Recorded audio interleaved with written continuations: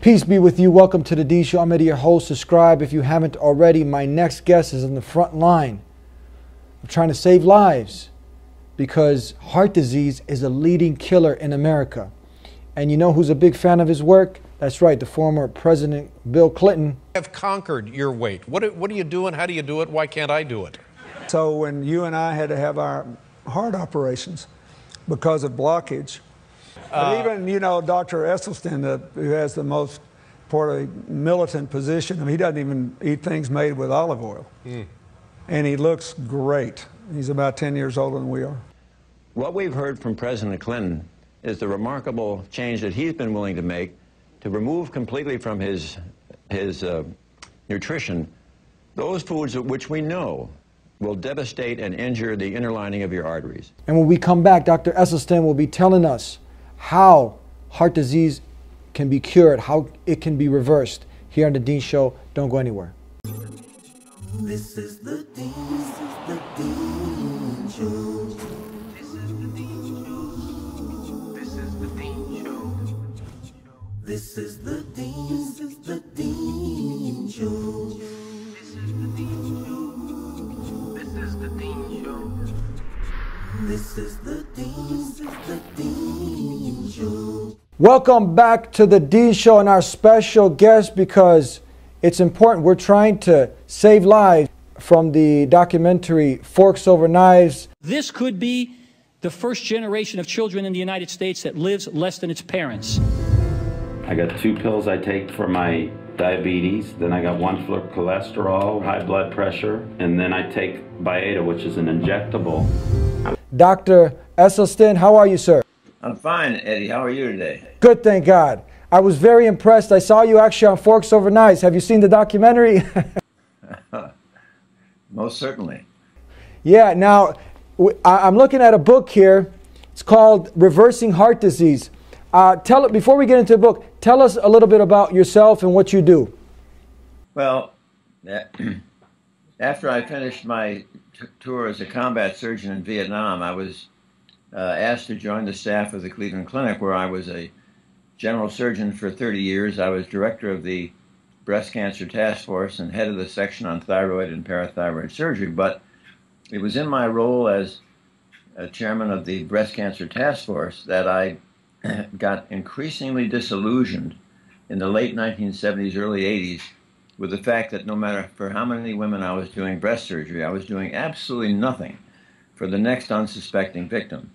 And this led to a bit of global research, and it was quite striking to see that breast cancer rates, for example, in Kenya were something like 30 and 40 times less frequent than in the United States.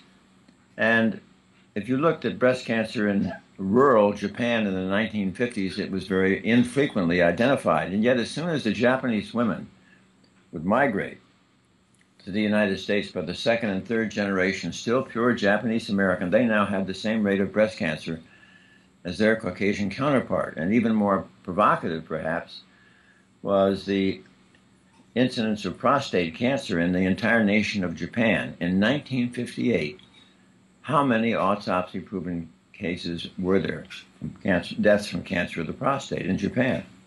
18. One of the most mind-boggling statistics you've ever seen. Dr. Esselstyn, can you tell us, for the audience, most people have no idea what heart disease is, what causes heart disease. Can we start from the beginning? Can you tell us what is heart disease? The leading killer of women and men in Western civilization is coronary artery heart disease. And if the truth be known, this is really nothing more than a toothless paper tiger that need never, ever exist.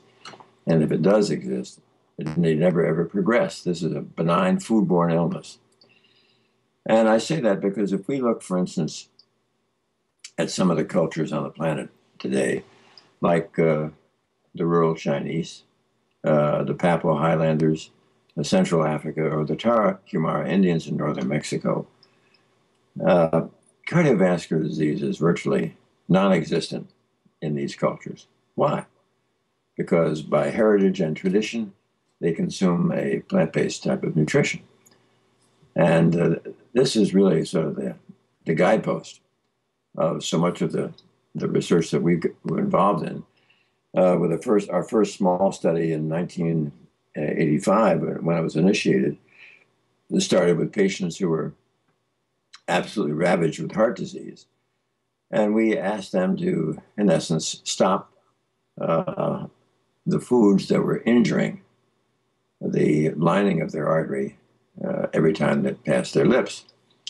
I mean, I think all experts in this disease would agree that where this disease has its inception is when we progressively destroy that life jacket and guardian of our blood vessels, which is that single layer of cells that lines the innermost part of our artery, the endothelium.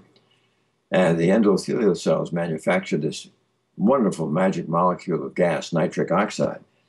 Nitric oxide protects and prevents all the cellular elements in our bloodstream from ever getting sticky. Our blood flows like Teflon rather than Velcro. Number two, nitric oxide is the strongest vessel dilator in the body.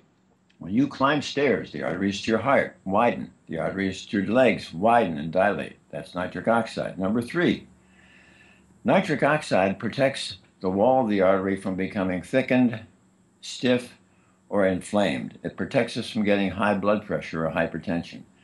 Number four, and this is most important, that an adequate, safe amount of nitric oxide will protect us from ever developing blockages or plaque. So in other words, everyone on the planet who has cardiovascular disease has their disease because they have so sufficiently trashed and injured their endothelial capacity to make nitric oxide. They don't have enough nitric oxide to protect themselves from developing this disease.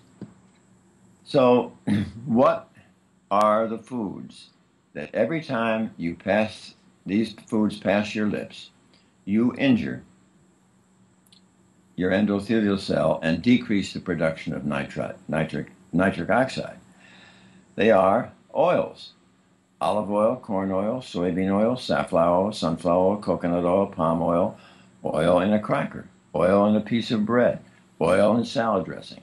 Oil will injure the endothelial cell. Number two, anything with a mother or a face: meat, fish, chicken, fowl, turkey, poultry, will injure endothelial cells, as does dairy, milk, cream, butter, cheese, ice cream, and yogurt. And any excesses of sugar, such as maple syrup, molasses, and honey. And so what we found, interestingly enough, if you do the research going back to the 1950s and look at, sadly, our GIs who died in combat in Korea, you will find that 80% of those 20-year-old GIs had gross evidence of coronary artery disease already. Not enough for their cardiac events yet, but there the disease was already established.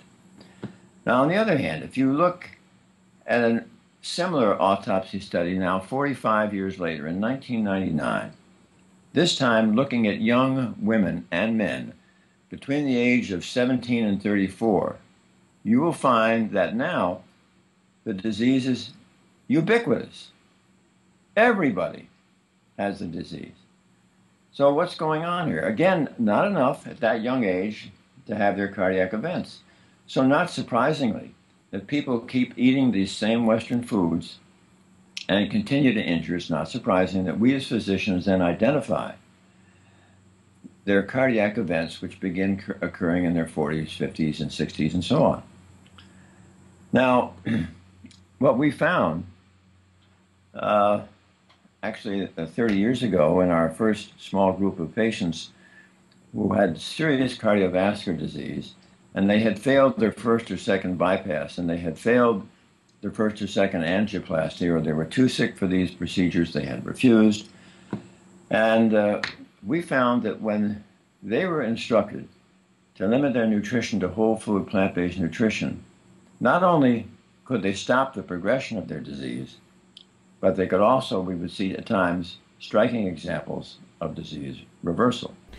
So are you saying now that you can reverse this heart disease, which, by the way, how many people actually die from heart disease yearly? Do you know the numbers? Is this true? It's one of the, is it the leading cause of death every year? Absolutely. Over 800,000 people will die of heart attacks and strokes every year, yes. So are you saying, Dr. Esselstyn, that you don't have to be on 10 different forms of drugs, pharmaceutical drugs, that you can actually reverse this? Because some doctors will say this is a myth, but are you saying this is a fact, that you can reverse it without the drugs and with a plant-based diet? Well, let's do this. Let's go over the totality of the evidence. I've shared with you already that from an epidemiological standpoint, that there are millions of people who will never develop cardiovascular disease. Now, what we found out 30 years ago is we took these patients who were seriously ill with cardiovascular disease, and by getting them to eat the same type of whole food plant-based diet that we see in those nations where the disease is not present, not only could they stop their disease, but often you would see striking examples of disease reversal. Dr. Ornish, my colleague and friend, was a pioneer at this and published studies before we did. And there are increasingly, is there an awareness of the fact that this is a benign foodborne illness. I've often said that coronary artery disease is a toothless paper tiger that need never ever exist. And if it does exist, it need never ever progress. This is a completely benign foodborne illness. For example, we just reported another paper last year of some 198 patients where there was a adherence rate of our program of close to 90%, 89%. Of those patients who adhered to the program, over the next 3.75 years, there was one major cardiac event. One patient had a stroke. That's 99.4% avoided any further cardiovascular events. And these were patients who had severe triple vessel coronary artery disease. Now, when I say reversal, I think it's important to recognize that what most people will think about is the blockages that occur in the major coronary arteries. And yes, you can see sometimes striking example of reversal of that.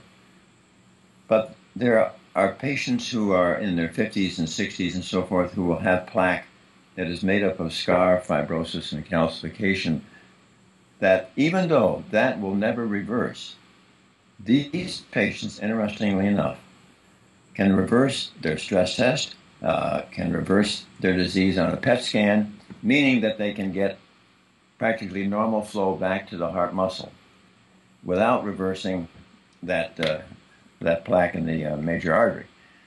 In addition to that, there may be disease in the legs, there may be disease in the carotid artery going to the brain. You can see reversal in that artery to the brain with ultrasound. In the leg, you can see the transition when you measure the difference in pulse volume.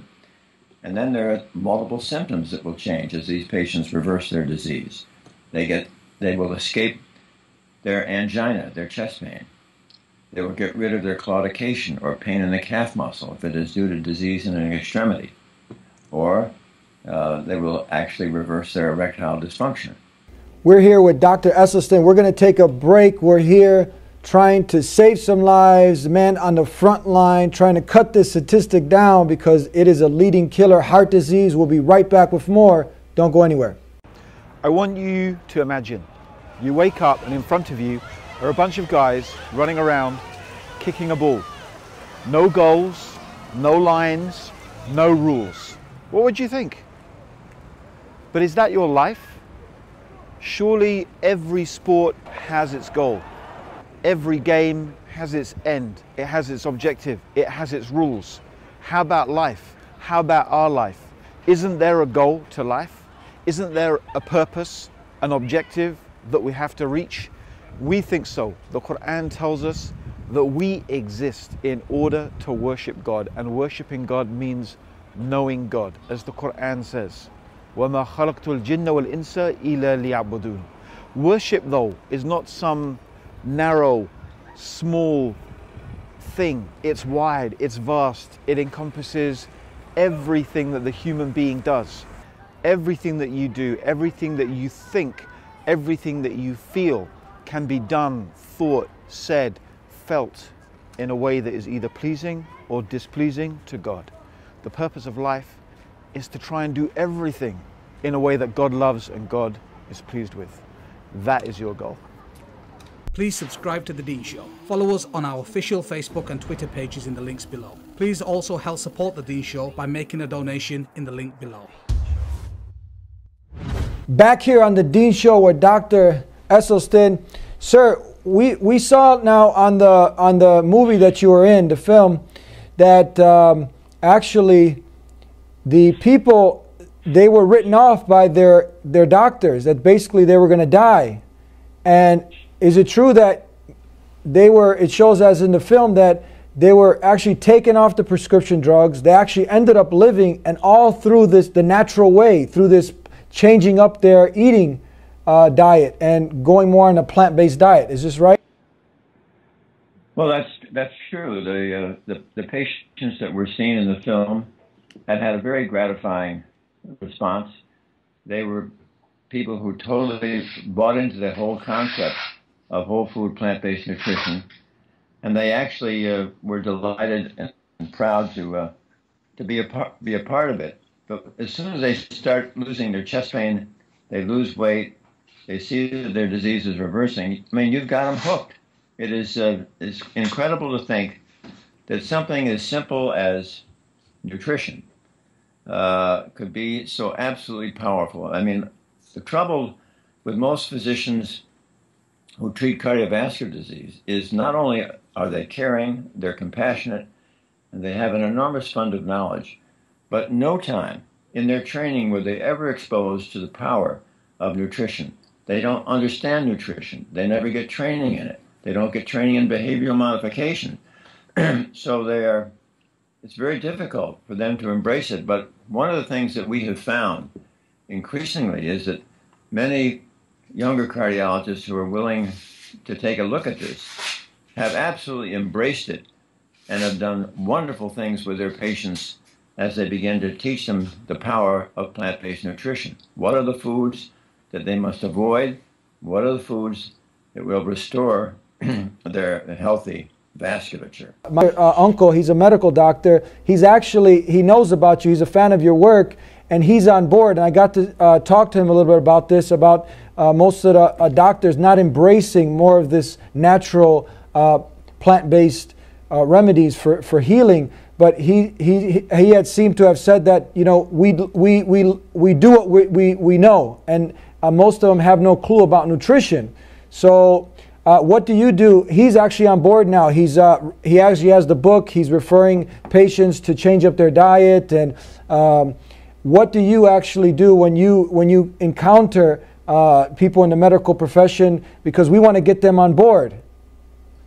Well, that's right. As I have often said in my presentation, as regards those who are specialists in cardiovascular medicine, it really is possible for the best to be even better. And what we do is that over the last 5 years, once a month I conduct an intensive counseling seminar, 5.5 hours, for patients who do have cardiovascular disease. And during that time, these patients are going to learn exactly what they did to create the disease in the first place, and precisely how they can become empowered as the locus of control to halt and to reverse their disease. And at the same time, everybody who attends is going to receive a very hefty notebook that has every one of my PowerPoint slides that I will have used, several of our peer-reviewed scientific articles, because when you think about it, what really is going to make this transition powerful and inescapable is the absolute science of this approach. They also get a 44-page handout with many additional recipes that add to the 240, which are in the 2 books that we include. And also, there's a marvelous hour-and-a-quarter presentation from a wonderful woman who's had 30 years experience acquiring and preparing plant-based foods, dealing with reading ingredients and dealing with travel and restaurants. And then everybody receives a DVD of the entire 5.5-hour seminar, so that if they get home and forgetful, they can flip this on and get themselves back up to speed. And then we always have 3 local or regional participants who previously had a successful experience share their story, so that those in attendance can say to themselves, listen, if he or she can do this, I can do this. And then we have time for answering questions, and then we stay in touch as necessary, either through email or phone call. Now, the interesting thing is getting back to the getting other physicians to become familiar with this. In the last 5 years, we've had 125 physicians attend our course because they were interested in what we were doing, and it's very gratifying to see some of them begin to incorporate this in their own practice. Doesn't this go back to the statement I'm sure you're familiar with, Hippocrates, who said, "Let food be your medicine and medicine be your food"? Sounds pretty good. Sounds pretty good. Tell us about your personal. Let us just for a moment get into your one day with Dr. Esselstyn. When you wake up in the morning, what do you eat? How many times a day do you eat? Some of your entrees that you have throughout the day. Can you please fill us in? Well, I think actually telling you what I eat would be better to have my wife say a word or two. But the cereal I love in the morning is I love old-fashioned oats, and I don't like to cook them. I eat them as a dry cereal, pour them in the bowl, then add some raisins and a banana for some sweetness. And then I like to add raspberries, blueberries, and strawberries, and I particularly like to wet it down with oat milk. And I find that's very delicious, and it carries me very well till 12:30, 1 o'clock, when I may have lunch. What is lunch? Lunch frequently is a sandwich which is a Mestemacher type of rye bread with a hummus spread on it, and then some cut up scallions or cilantro or some kale that has been cooked 5.5 minutes, so it's nice and tender, and then maybe anointed with some lemon juice. Wow. And then on top of that will be an enormous slice of tomato. So I have an open sandwich, and on top of the tomato, I'll have some a tasteful balsamic vinegar. And several of those hold me nicely for lunch. Then for supper, I would have to say that the all-time favorite, and the meal that I first encountered in Puerto Rico over 31 years ago when we were transitioning, was old-fashioned beans and rice. Beans and rice with some cut up scallions, cut up peppers, cut up tomatoes, peas, corn, and maybe some watered chestnuts. And on top of that, you can anoint it with either tamari or some salsa, and you've got an absolute feast. Now, we hear right now former President Clinton saying... But even, Dr. Esselstyn, who has the most militant position, I mean, he doesn't even eat things made with olive oil. Mm. And he looks great. He's about 10 years older than we are. But he has a piece of chocolate every New Year's Eve. That you fudge once a year, is that right? Oh, you don't want to get into that. Yes, on New Year's Eve I commit to a Reese peanut butter cup. All right. You're going to allow me that one. Okay, back with more with Dr. Esselstyn. Don't go anywhere. Ladies and gentlemen, this is your captain speaking. Welcome aboard Flight 5235 non-stop to London Heathrow. The temperature is 25 degrees outside, and we are expecting a fairly smooth flight today. In a few moments, the flight attendants will be passing around the cabin to offer you hot and cold drinks. We thank you for choosing to fly with us today, and we hope you enjoy your flight.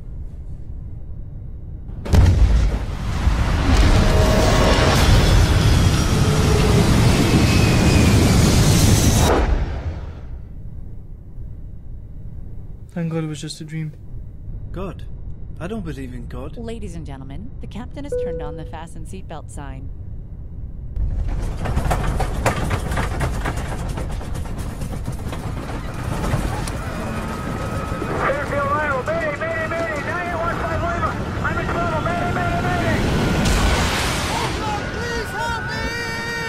وإذا غشيهم موج كالظلل دعوا الله مخلصين له الدين.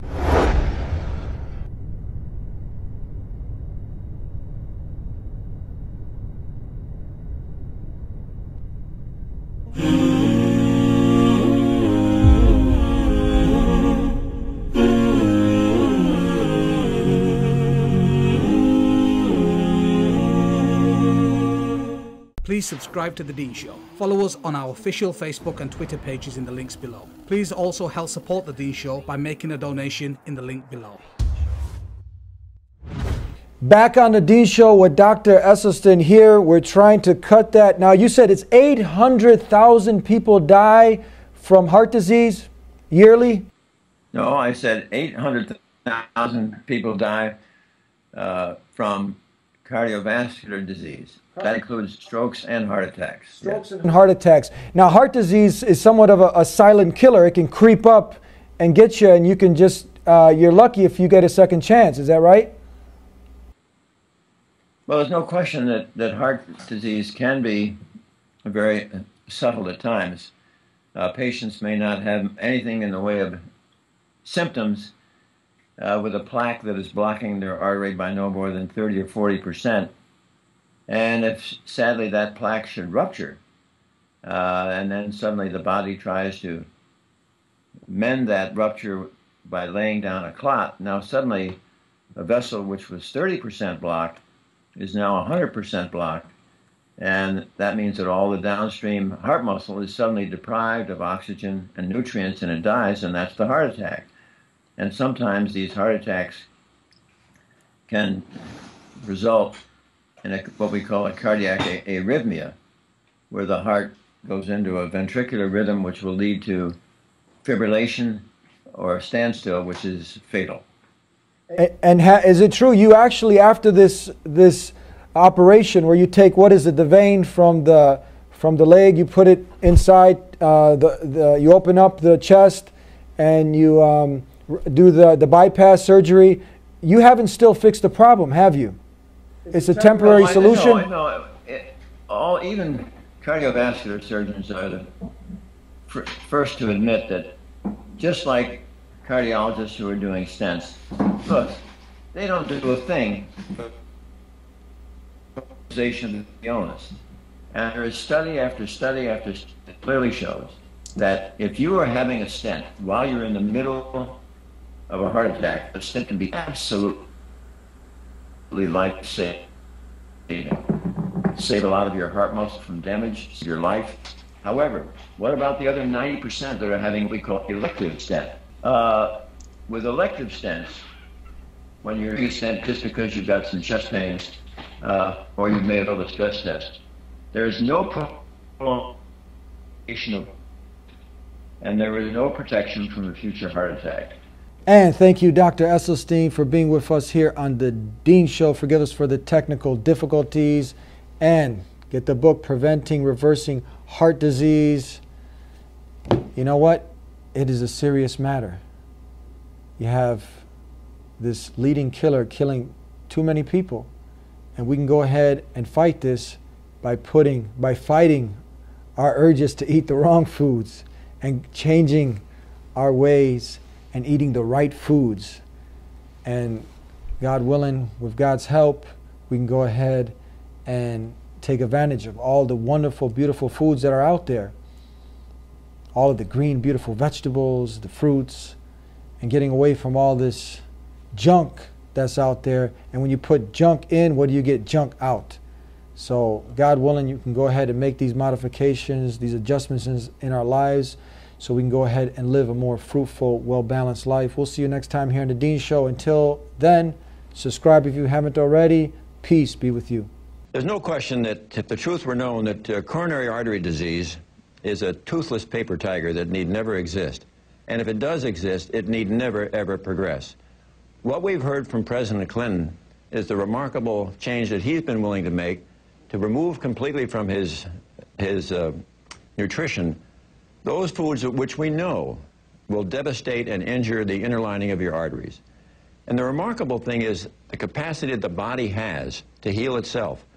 And when you do what President Clinton has done, where you completely try to remove any foods that are going to injure your vessel, the body has this remarkable capacity to begin to heal itself. And I'm afraid that as a medical profession, we perhaps have fallen down and really emphasized too much the drugs and the procedures and the operations which really treat the symptoms. They do not treat the causation of this illness. This is one of the few times since Hippocrates that we have not told patients about the causation of their illness.